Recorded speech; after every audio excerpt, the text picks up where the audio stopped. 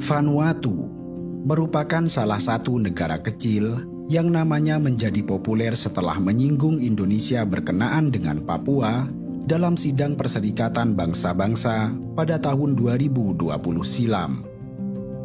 Bukan sekali, pada tahun-tahun sebelumnya, salah satu negara miskin yang terletak di sebelah timur Australia ini bahkan kerap mencampuri urusan Indonesia berkenaan dengan Papua. Republik Vanuatu merupakan negara kepulauan yang terletak di Samudra Pasifik bagian selatan dan berada di wilayah Melanesia.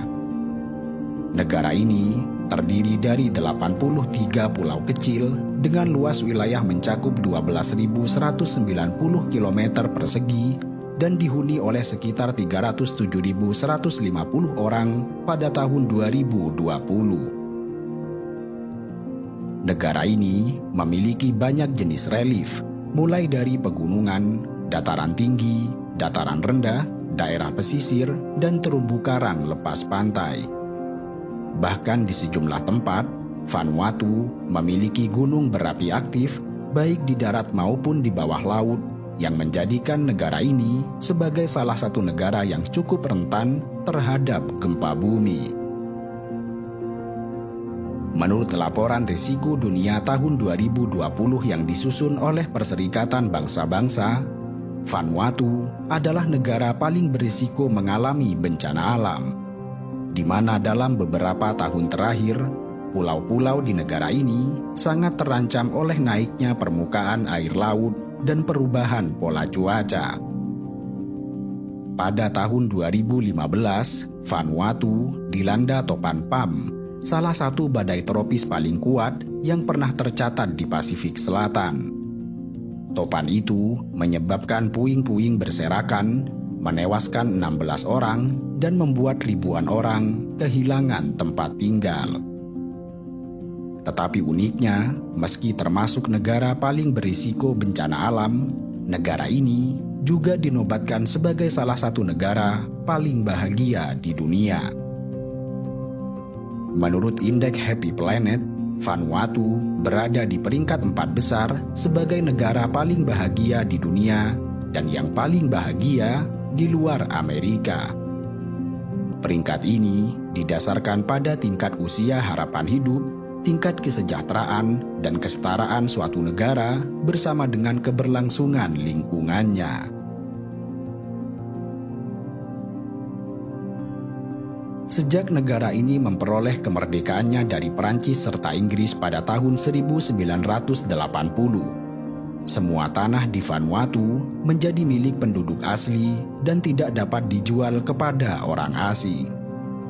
Di mana kemudian, menurut sebuah survei tahun 2011 oleh Kantor Statistik Nasional Vanuatu, terindikasi bahwa orang-orang yang memiliki hak kepemilikan atas tanah rata-rata lebih bahagia dibandingkan mereka yang tidak memilikinya. Vanuatu dihuni oleh mayoritas orang Melanesia dan orang Polinesia sebagai minoritas. Bahkan nama Vanuatu sendiri merupakan bahasa lokal orang Melanesia yang berarti tanah kita selamanya.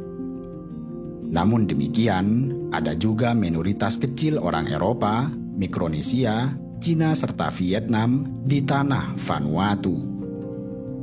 Saat ini, sekitar 3/4 dari 307.000 penduduk di Vanuatu tinggal di daerah pedesaan, dan mayoritas penduduk di negara ini memiliki akses pada tanah di mana mereka dapat hidup dan bercocok tanam. Sebagian besar masyarakat di Vanuatu hidup dengan bertani, melaut, dan beternak. Hasil pertanian utamanya adalah kelapa, coklat, kopi, pisang, ubi, serta sukun, dan menjadikan Australia, Kaledonia, Jepang, dan Selandia Baru sebagai tujuan ekspor utamanya. Selain itu, Vanuatu juga menjadi salah satu negara manufaktur di bidang pengepakan daging, pembekuan ikan, pembuatan minuman ringan, serta mebel. Selain kepemilikan atas tanah, faktor lain yang membuat masyarakat Vanuatu bahagia adalah tidak bergantung pada uang. Survei yang sama menemukan bahwa barang-barang seperti babi, ubi, dan kava, sejenis tanaman lada yang kadang-kadang digunakan untuk menghilangkan stres dan kecemasan, mudah diakses dan ditukar di Vanuatu tanpa uang. Sehingga seorang seniman Vanuatu mengatakan bahwa masyarakat di negaranya tidak memandang uang, seperti banyak orang di negara lain dalam memandang uang. Sumber kebahagiaan lain di negara ini adalah hubungan yang kuat sesama penduduk dengan beragam tradisi dan lanskap kepulauan yang terdiri dari pegunungan berbatu hingga terumbu karang.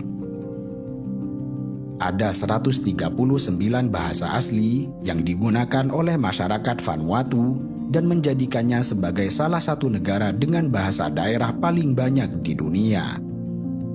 Namun demikian, sebagai bekas jajahan Inggris dan Perancis, bahasa utama yang digunakan di Vanuatu adalah bahasa Perancis, bahasa Inggris, serta bahasa Bislama.